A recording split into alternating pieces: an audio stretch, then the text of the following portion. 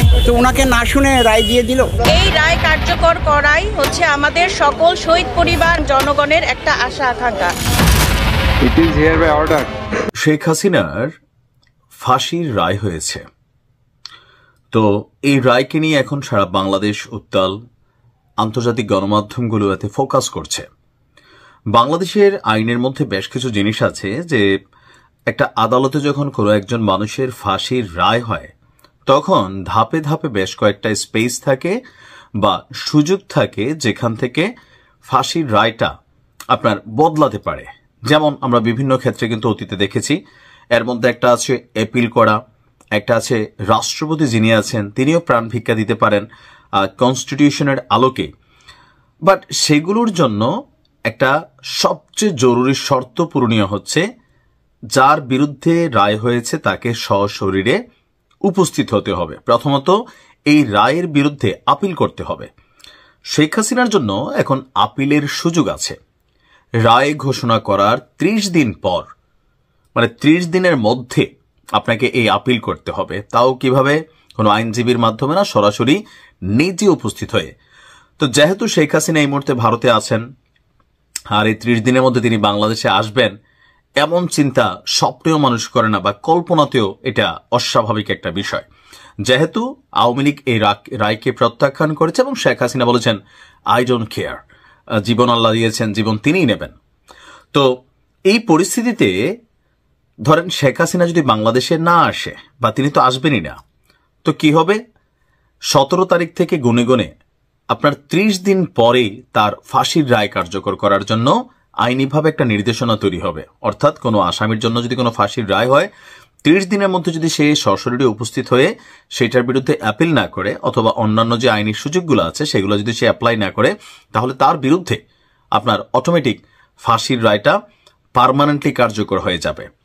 অর্থাৎ যখনই শেখ হাসিনা গ্রেপ্তার হবেন, ফর এক্সাম্পল সরকার ইন্টারপোলের মাধ্যমে তাকে দেশে আনার চেষ্টা করবেন বা অলরেডি পদক্ষেপ নিয়েছেন, কিন্তু কার্যকরিতা কি হবে সেটা সম্পর্কে আমরা একটা মোরলেস এটা আমরা আইডিয়া করতে পারি যে ইন্টারপোলের মাধ্যমে শেখ হাসিনাকে আনা সম্ভব না। আবার প্রত্যর্পণ যে চুক্তি আছে ভারতের সাথে, তো সেই চুক্তি অনুযায়ীও ভারত শেখ হাসিনাকে ফেরত দেবে না। যদিও তাদের পররাষ্ট্র মন্ত্রণালয় বলছে দেশের জনগণের প্রতি তাদের শ্রদ্ধা আছে বা এখান থেকে যাই হচ্ছে এটার কোনো বিরোধিতা ভারত করে না, কিন্তু টেকনিক্যালি শেখ হাসিনাকে তারা ফেরত দিবে না। তার মানে ইন্টারপোলের চান্সটাও গেল, পাশাপাশি ভারত সরকার ফেরত দিবে এটা পাগলও বিশ্বাস করে না।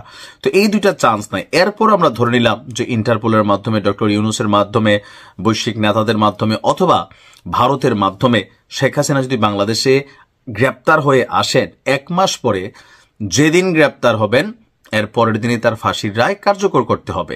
এইরকমই কিন্তু একটা সিস্টেম বা আইন এখানে প্রচলিত আছে। অর্থাৎ আজ থেকে গুনে গুনে 30 দিন, আমরা 17 তারিখ থেকে শুরু করলে সেটা হয়ে যাবে 16ই ডিসেম্বর। 30 দিনের মাথায় আসলে সেটা 16ই ডিসেম্বর হবে সম্ভবত। এই মাস যদি 30 দিনের হয় অথবা 17ই ডিসেম্বর, অর্থাৎ বিজয় দিবস অথবা তার পরের দিন 16ই ডিসেম্বরে বা 17ই ডিসেম্বরে শেখ হাসিনার ফাঁসি আইন অনুযায়ী কিন্তু কার্যকর হওয়ার কথা। তবে এগুলা শুধুমাত্র আমরা নিউজ আকারেই বলতে পারবো, পত্রিকাতে প্রতিবেদন আকারে আসতে পারে, কিন্তু বাস্তবতা হচ্ছে টোটালি ভিন্ন।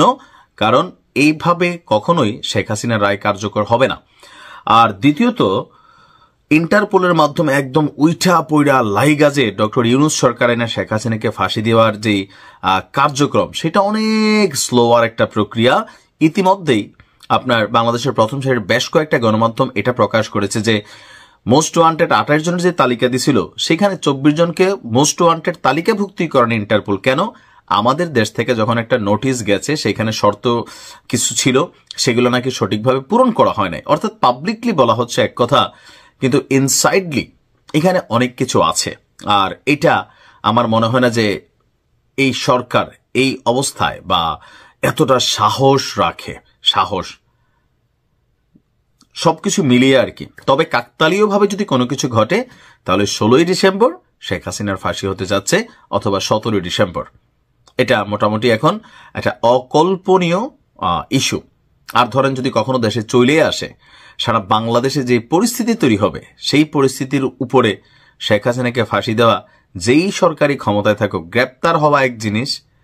বেগম খালেদা জিয়াকে আওয়ামী লীগ গ্রেপ্তার করেছে, টেকনিক্যালি মাঠ ঠান্ডা করেছে, অনেককে গ্রেপ্তার করেছে, বাট শেখ হাসিনাকে গ্রেপ্তার করার পরে হয়তো জেলে রাখলে পরিস্থিতি একরকম হইতে পারে ফর এক্সাম্পল, কিন্তু ফাঁসির ইস্যুটা ওই দিন বাংলাদেশ আরেকটা বাংলাদেশ হয়ে যাবে, কারণ আওয়ামী লীগের নেতাকর্মীরা কোনোভাবেই এটাকে মেনে নিবে না। তো এই বিষয়গুলো আসলে অনেক স্পর্শকাতর। দেখা যাক কি হয়, কারণ বাংলাদেশ তো ধরেন ক্ষমতায় না থাকলে অনেক কিছুই হয়, আবার ক্ষমতায় আসলে সবকিছুই সরে যায়। এটা প্রত্যেকটা রাষ্ট্রপ্রধান বা রাজনৈতিক দলগুলোর যারা প্রধান আছেন অথবা তাদের যারা উপসহকারী প্রধান আছেন তাদের বেলায় কিন্তু এটা যুগে যুগে এস্টাবলিশড একটা সত্য। বাংলাদেশ সেনাবাহিনী গর্বের আরেক নাম, তবে প্রত্যেকটা জায়গার মধ্যেই সামান্য ছোটখাটো ভুল ত্রুটি থাকে, কারণ মানুষ ভুলের ঊর্ধ্বে না। তো সেনাবাহিনী যত মানুষ দ্বারাই পরিচালিত হয় সেখানে ভুল ত্রুটি থাকবে, কিন্তু দুই একজনের ভুল ত্রুটির জন্য পুরো বাহিনীকে, সেনা প্রধানকে বা এই ডিপার্টমেন্টকে নিয়ে গেল 1 বছর যা ঘটছে, প্রত্যেকটা সেনা সদস্য শুধু তাদের শৃঙ্খলা পরিপন্থী কাজ হয়ে যাবে। আমার সাথে অনেক সেনা অফিসারের কথাবার্তা হয়, তো আমি যখন জিজ্ঞেস করি যে আপনারা আসলে কেন প্রটেস্ট করছেন না বা আপনাদেরকে নিয়ে এই যে বিভিন্ন ধরনের বক্তব্য দেওয়া হচ্ছে, আসলে সেনা আইনটা খুবই কঠোর, এখানে কেউই চাইলে ফেসবুকে অথবা কোনো গণমাধ্যমে বিবৃতি দিতে পারে না। তবে এই মুহূর্তে যেই সকল অ্যাক্টিভিটিস বিভিন্ন টার্গেটেড ব্যক্তিরা করছেন এবং কি বিভিন্ন দেশের এজেন্টরা করছেন, সেগুলো নিয়ে কিন্তু তাদের মধ্যে ক্ষোভ আছে। আর বিশেষ করে যখন ওই ব্যক্তিরা একটা বক্তব্য মন্তব্য দেওয়ার পরে তাদের বিরুদ্ধে কোনো ব্যবস্থা গ্রহণ করে না সরকার, তো বোঝাই যায় যে এ ব্যাপারে আসলে ব্যাকগ্রাউন্ডে কি চলছে। তো যাই হোক, এই যে একটা ইস্যু, এটা সরকার এবং সেনাবাহিনীর মধ্যে একটা কনফ্লিক্ট 2-1% হলেও মনে মনে আছে। তবে এবার সেনা প্রধান জেনারেল ওয়াকারুজ্জামানের কাছে এক ভিন্ন সহযোগিতা চেয়েছেন আমাদের প্রধান উপদেষ্টা ডক্টর মোহাম্মদ ইউনূস। তবে ডক্টর মোহাম্মদ ইউনূসকে একটা জায়গায় ধন্যবাদ দিতে হয়, সেটা হচ্ছে যে অনেকের কথা শুনে তিনি সেনাবাহিনীতে কোন রকম রদবদল করেন নাই। যাই হোক, প্রধান উপদেষ্টা ডক্টর মোহাম্মদ ইউনূস বলছেন তিনি একটা কমিটমেন্ট দিয়েছিলেন যে সারা পৃথিবী তাকাই দেখবে। কি তাকাই দেখবে? যে ডক্টর মোহাম্মদ ইউনূসের নেতৃত্বে এই যে ইন্টারিম আছে তারা এমন এক নির্বাচন দিবে যেটা সারা পৃথিবীর জন্য দৃষ্টান্ত হয়ে থাকবে। এখন বলার সময় তো বইলা দিচ্ছেন, বাট পরিস্থিতি তো বিগড়ে যাচ্ছে।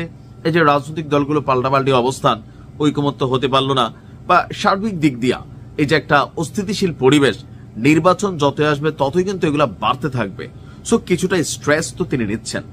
মাঠে পুলিশ যতই থাকুক, বাট বাংলাদেশের জনগণ এখন পর্যন্ত মিনিমাম লেভেলে সেনাবাহিনীকে ভয় পাইতো, বাট এখন পাই কিনা আমি জানি না। লাস্ট কয়েকদিন বা যে অ্যাক্টিভিটিস দেখছি তাতে আমি যদি নিজে একটা ভিডিও বানাইছি, মনে হয় হাতে চুরি টুরি পড়ে ফেলছে, একটু ঝাড়ানাড়া দেওয়া দরকার। তো প্রধান উপদেষ্টা বলছেন যে আসন্ন জাতীয় নির্বাচন শান্তিপূর্ণ, উৎসবমুখর এবং আনন্দময় করে তুলতে সেনাবাহিনীর সাহায্য প্রয়োজন। আজকে দুপুরে মিরপুর সেনানিবাসের ডিফেন্স সার্ভিস কমান্ড এবং স্টাফ কলেজে একটা প্রোগ্রাম ছিল, সেটা হচ্ছে কোর্স 2025 গ্রাজুয়েশন সনদ বিতরণ অনুষ্ঠান। সেখানে প্রধান অতিথি হিসাবে যোগ দিয়েছিলেন ডক্টর ইউনূস। অনুষ্ঠানে বাংলাদেশ সহ 24টি দেশের সামরিক বাহিনীর তরুণ অফিসারদের মধ্যে সনদ তুলে দেন প্রধান উপদেষ্টা। তিনি বলছেন যে দেশবাসীর দীর্ঘদিনের কাঙ্ক্ষিত এই নির্বাচনকে সত্যিকার অর্থে একটি শান্তিপূর্ণ, উৎসব এবং আনন্দমুখর পরিবেশে অনুষ্ঠিত করতে আমাদের সেনাবাহিনীর সহায়তা একান্তভাবে কামনীয়। আর তিনি বলছেন যে সেনাবাহিনী সঠিক সময়ে সঠিক সিদ্ধান্ত নিয়েছিল জুলাই গণঅভ্যুত্থানে, এই কারণে তিনি তাদের প্রশংসাও করেছেন। তো মোট কথা হচ্ছে এখন এই মুহূর্তে নির্বাচনকে সুন্দরভাবে করতে শুধুমাত্র যে সেনাবাহিনী একা বিষয়টা তা না, এখানে যারা রিটার্নিং অফিসার থাকবেন, বিভিন্ন ক্ষেত্রে আইন শৃঙ্খলা বাহিনীর বিভিন্ন মানুষ কাজ করবেন, সরকারি বেসরকারি সর্বোপরি সাধারণ জনগণ সকলের সম্মিলিত এখানে প্রচেষ্টা থাকতে হবে একটা সুষ্ঠু নির্বাচন। বা নির্বাচন মানেই ক্ষমতা, নির্বাচন মানেই আনলিমিটেড পাওয়ার।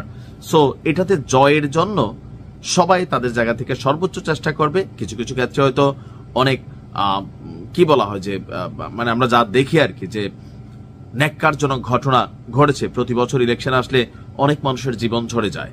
তা আমরা আশা করছি এবার নির্বাচনে তেমন কিছু ঘটবে না। সেনাবাহিনী মাঠে থাকবে, তবে একটু গাটা ঝাড়া দিয়া থাকতে হবে, কারণ নয়তো ওই যে বক্কর টুরা আছে না, আইসা যেই ভাষায় কথা বলে নির্বাচনের আগে একটু টাইট দিয়ে দেখাই দিতে হবে যে সেনাবাহিনীকে নিয়ে কোনো ফালতু কথাবার্তা বললে গালচাপার দাঁত যে কখন পইড়া রাখে রাস্তায় টের পাওয়া যায় না, এরকম দিয়ে একটা এক্সাম্পল ক্রিয়েট করতে হবে।